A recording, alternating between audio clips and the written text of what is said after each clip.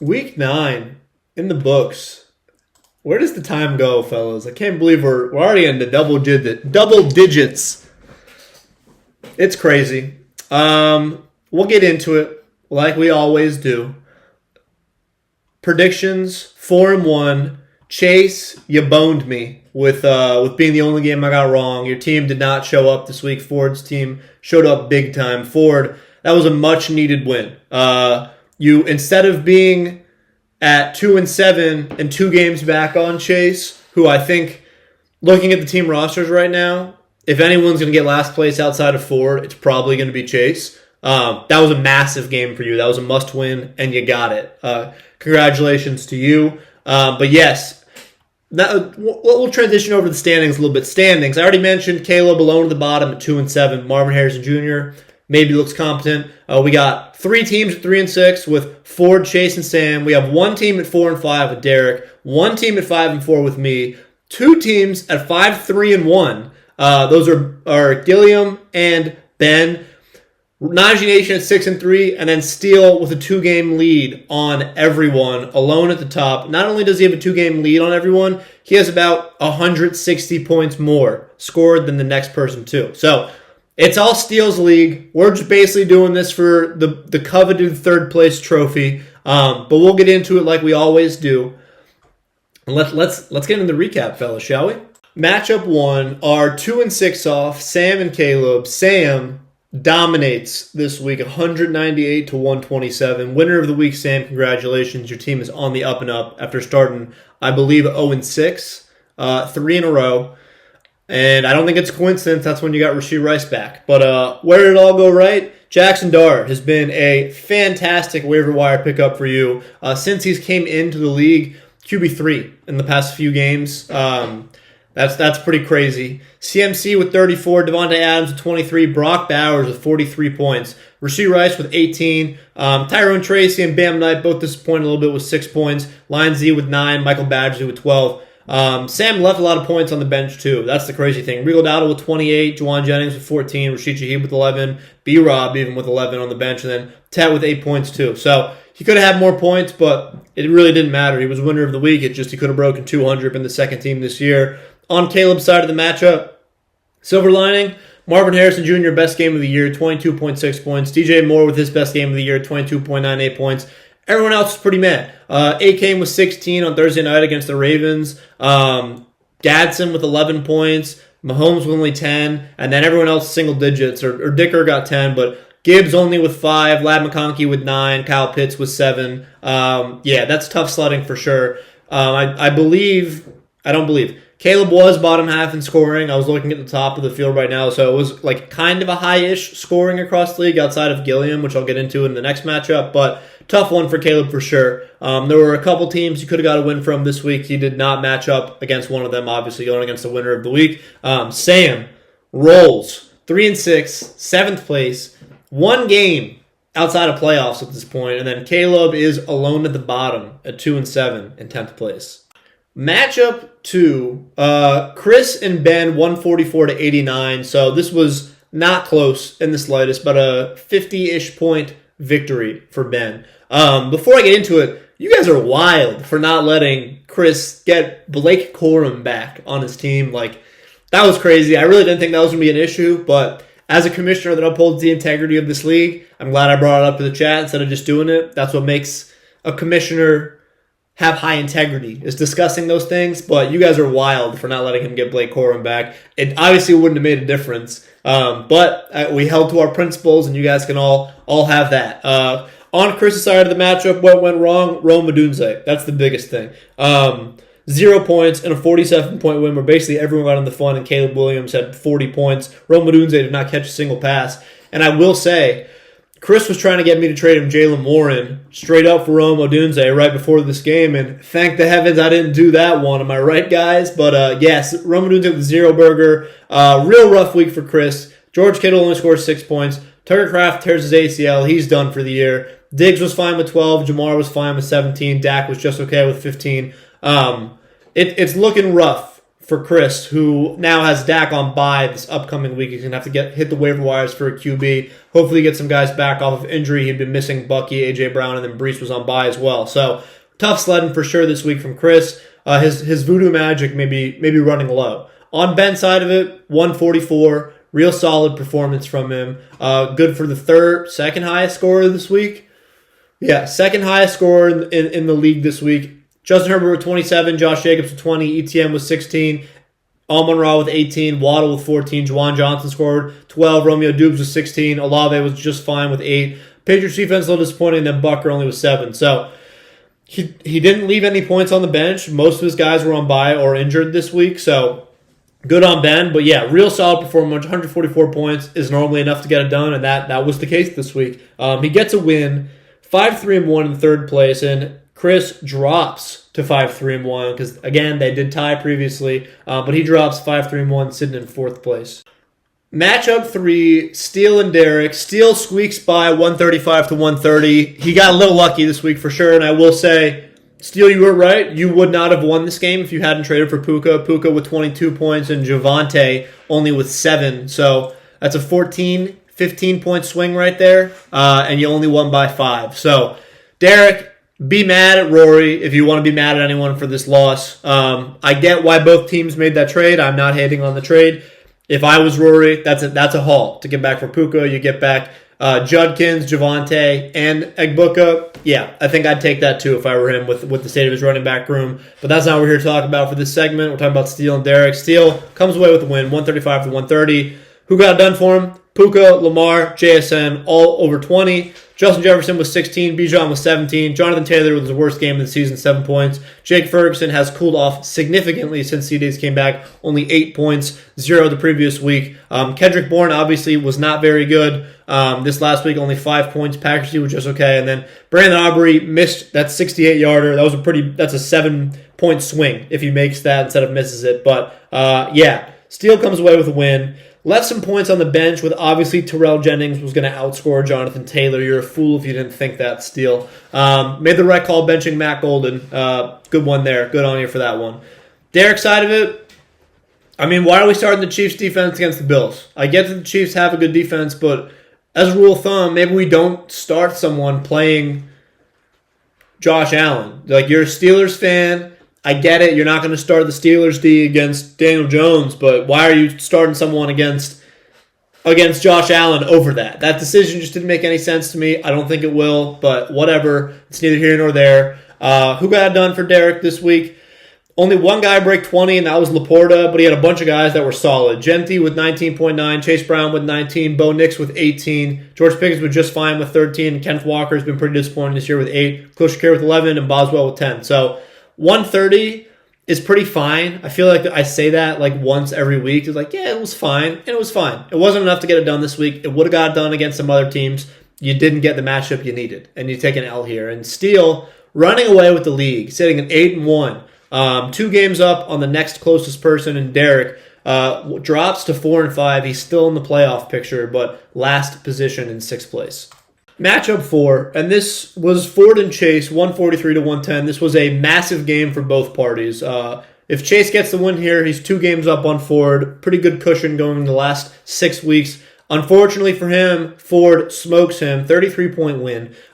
Ford takes himself out of the last place position for the time being with Caleb's loss, brings Chase down with him. Instead of Chase looking kind of like maybe he's talking about playoffs, making a run, he's now scared he's going to get last place. And honestly, that's been pretty common for all the Nico Collins owners, where you drafted him, how mid he's been all year. Not only has he been mid, but you've been forced to play him because he's Nico Collins. So it's been tough sledding for Nico owners across all leagues this year. On Chase's side of the matchup, what went wrong for him? No one broke 20 points as first and foremost. He had a bunch of guys in double digits, but nothing out more than 19.3 with Jared Goff. Derrick Henry, 13 points. He did not find the end zone on Thursday night. Kyron looked good with 17. Nico was mad with 14. DK, what a stinker. 2 points. Travis Kelce with 12. Debo with 9. Keenan with 6. Jaguars with 3. Eddie Pinheiro has been very solid for him except for that 1 week ever since he got him off the waivers. Where to go right for Ford? Drake London and T. Higgins. That's what happened. It was 38 and 33.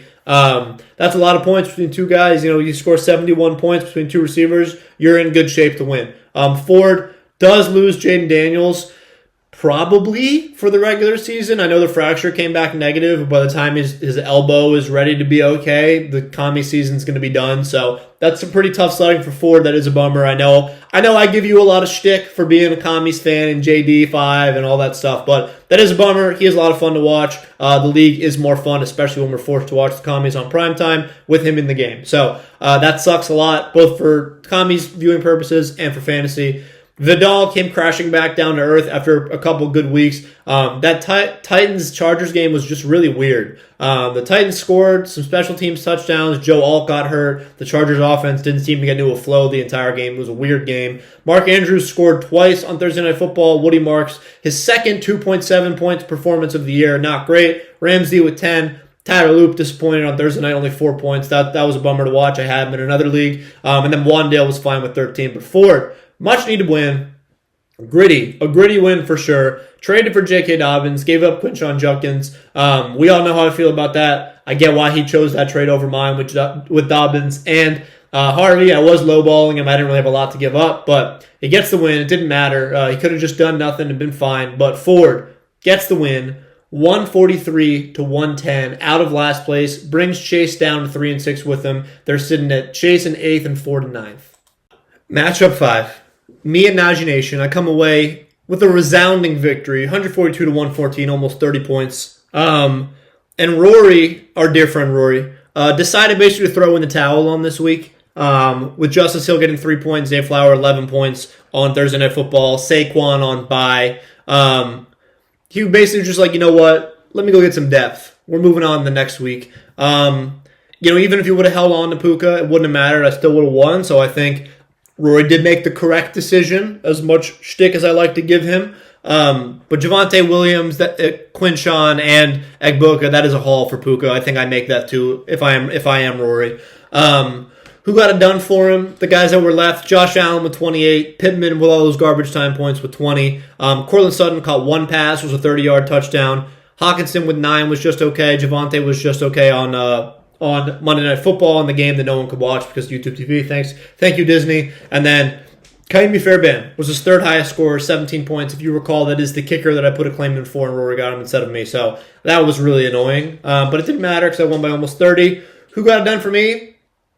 Basically everyone. We were just solid across the board this week. Not a lot of flashes. We only had one guy break 20 points, and that was Kyle Monangai. With DeAndre Swift going out, he had 22 points, ran for like 170 yards, was pretty wild. Drake May was 16, Jalen Warren was 16, CD with 15. Josh Downs' revenge game.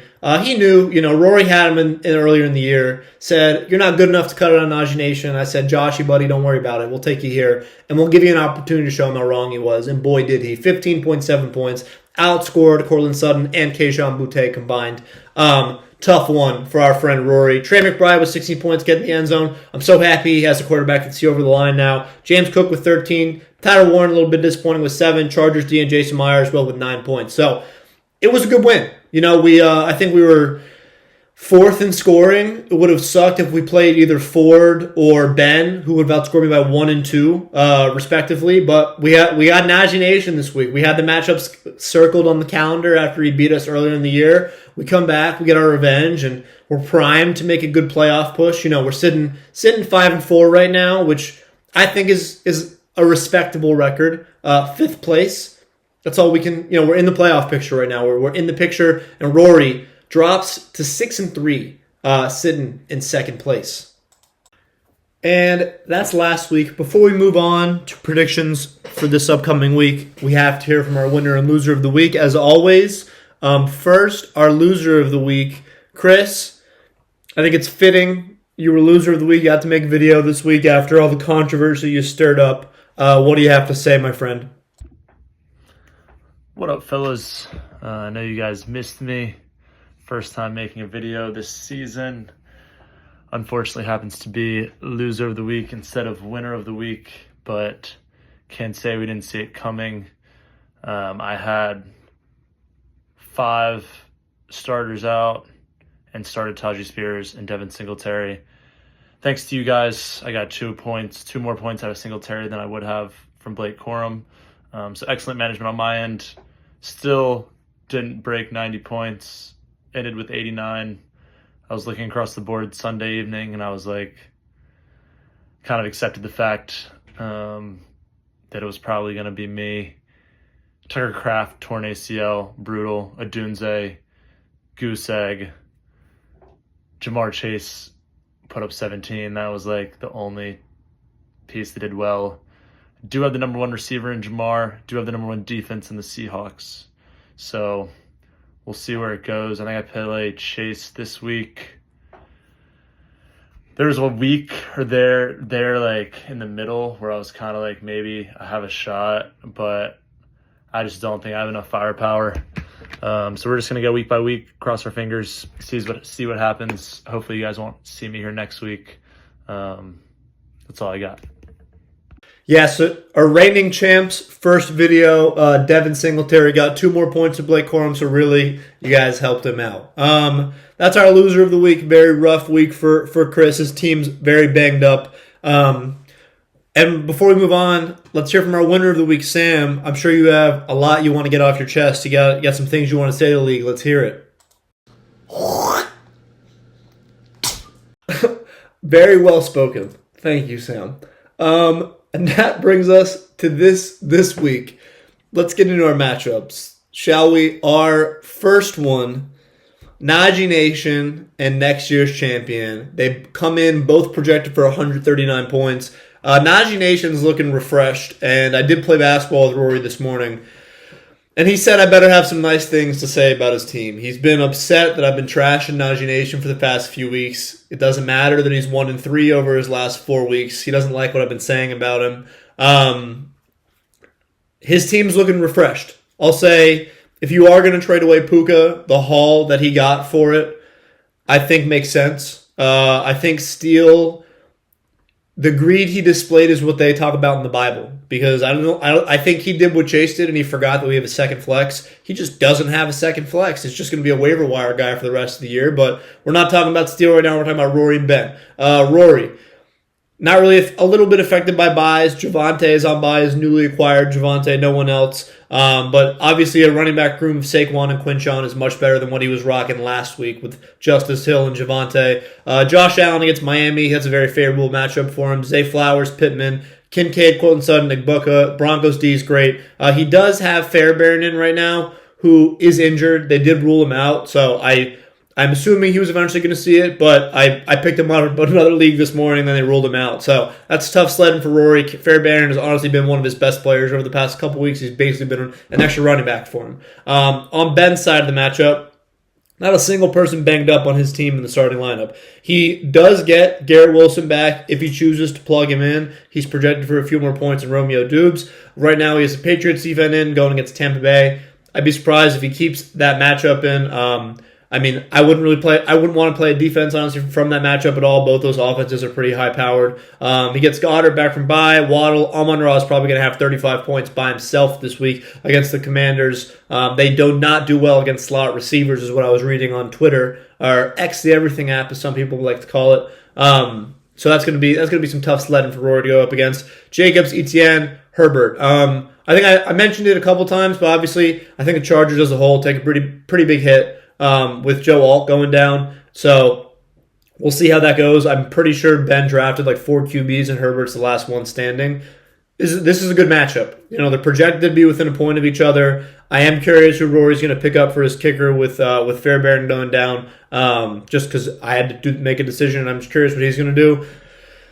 You know what? I played basketball with Rory this morning. We're going to build some camaraderie for men's league. Rory, I think you get the win here, but this is a very big matchup in the standings. You're 6-3. Ben's 5-3-1. You get this win. You got a game and a half over on Ben, but you lose. You know, he usurps you in the standings. This is a pretty big game. But I think Rory's going to take this one with his new team. Matchup 2, we have Red Hot Sam, 3-0 in his last 3 against Steele, 8-1. First and 7th place game, Steele comes in at about a 19-point favorite, and that is with Sam being the second highest projected scorer this week at 147 points. And honestly, he could be projected for more. He's left some projected points on the bench, leaving Bam Knight in over Tet McMillan, over Juwan Jennings, over Rashid Shaheed. I'm not sure if he's going to keep Bam in. I know Sam has more rings than me, so who am I to talk? I personally wouldn't start Bam over those guys, especially going up against Seattle's defense. But you know what? He dropped almost 200 last week, or he did drop 200, so who am I to talk? Jackson Dart has been a phenomenal pickup off the waivers for him. Rico Dowdle, I obviously shouldn't trade him. I didn't think he was going to take the running back one role back after Chuba came back. Devontae Adams has been really good. Pierce is solid. Brock Bowers is great. His flexes fall off a little bit. Bam Knight and Tyron Tracy not looking good. Rashee Rice is on bye this week. That's extra tough for sure. Lions defense going up against Mariota. On Steele side of it, excuse me, obviously his team is very good. But it's like, I think he forgot we have two flexes because he's starting Darius Slayton right now. Obviously, Harold Fannin Jr., he's a dog. I like that play. We got the Packers Diego going up against Philly. I think it's an interesting play. Matt Prater, interesting. He's been meh, right, this year. I think he missed that 50-yarder last week. But Brandon Aubrey's on bye. He's got to fill in somewhere. Obviously, Lamar, JT, Bijan, JJ, JSN, Puka. Like, that is a ridiculous stack of 6 people. But, you know, I think he just got a little greedy. He got too big for his britches trying to get Puka. But you know what? I respect it, Steele. But honestly, I'm feeling an upset pick this week. I think Sam gets it. I don't think he ends up starting Bam Knight and Tyron Tracy. I think he subs in some out. He's trying to lull Steele to a false sense of confidence. I think Sam takes the upset here. And Steele's greed comes back to bite him in the butt. Matchup 3, we got Ford and Caleb. Caleb comes in about a 13-point favorite. Caleb does have Mahomes on bye this week, who has obviously been very good for him this year, sitting at the QB1 right now. Trevion remaining on the bench for him. Ramondre, I think, is probably going to miss this week. We'll see if he stays on the bench. Troy Franklin in right now.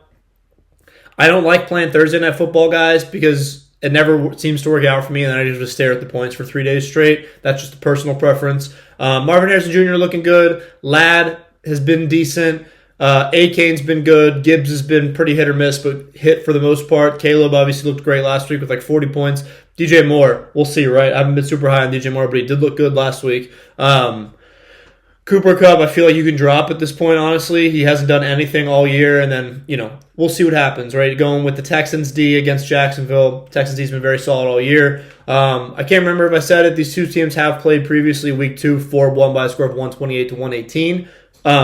Forward side of the matchup, like I said, it comes in as a 13-point dog here. He's really going to be hoping he gets Swift back, for sure. Especially with T. Higgins on bye this week. Maybe he plugs Jacoby Myers in his new role over in Jacksonville. I think it's probably smart to leave Kamara on the bench. He's been horrible this year. Browns D against the Jets, that's a good play. I like that for sure. Mark Andrews, we'll see, right? It's pretty mid. It's not looking great for Ford. Sam Darnold, he was dealing last week against the Commies.